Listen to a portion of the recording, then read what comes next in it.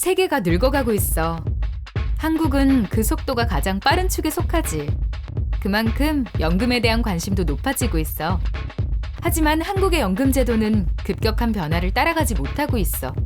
공적연금 도입이 무척 늦었고 안정적인 노후를 보장할 만큼 제도가 성숙하지 못했기 때문이지.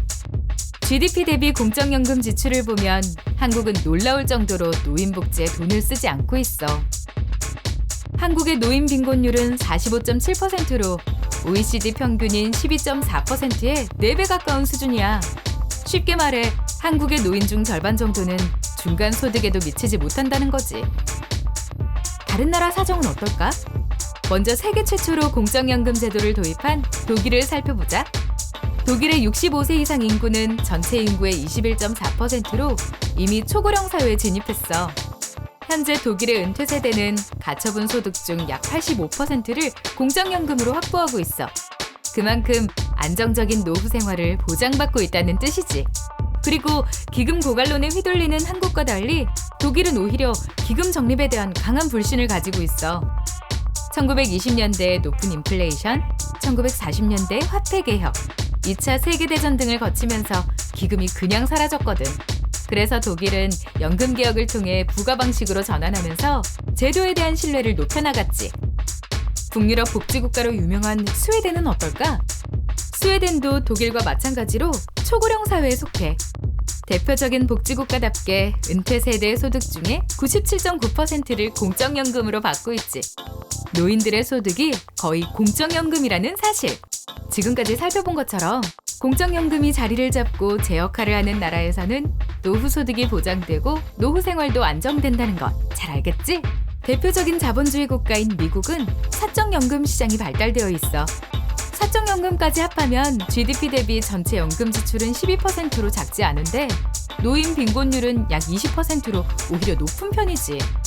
여기서 중요한 건 노후 소득에서 공적연금 비중이 작으면 노후 소득의 불평등이 높아진다는 사실. 한편 미국은 세계에서 가장 큰 기금을 쌓아놓고 있는 나라기도 해.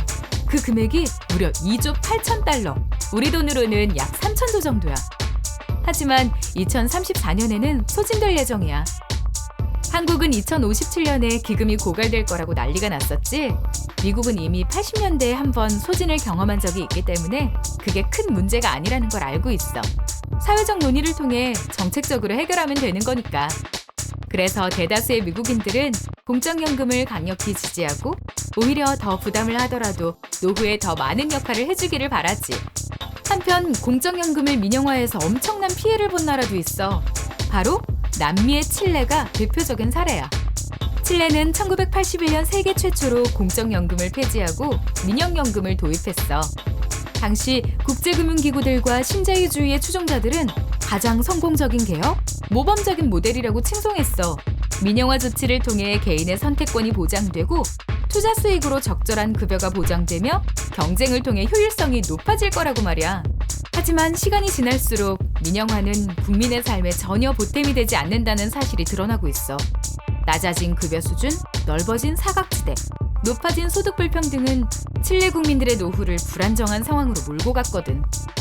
공적연금의 GDP 지출 비율은 민영화 효과가 나타나면서 1995년 7.3%에서 현재는 3%로 반토막도 안 돼.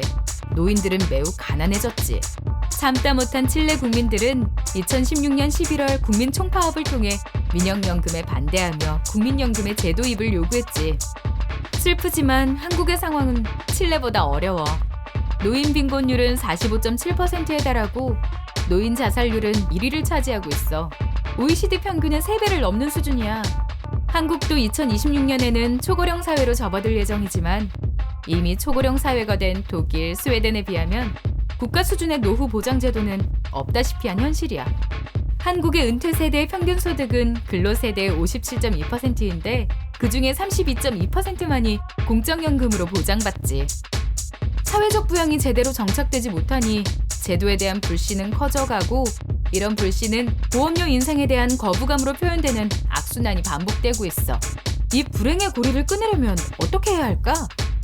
안정적이고 평등한 노후 생활을 위해서는 공적연금을 중심으로 적정한 수준의 노후 소득을 확보해야겠지? 각자 도생이 아닌 연대의 힘.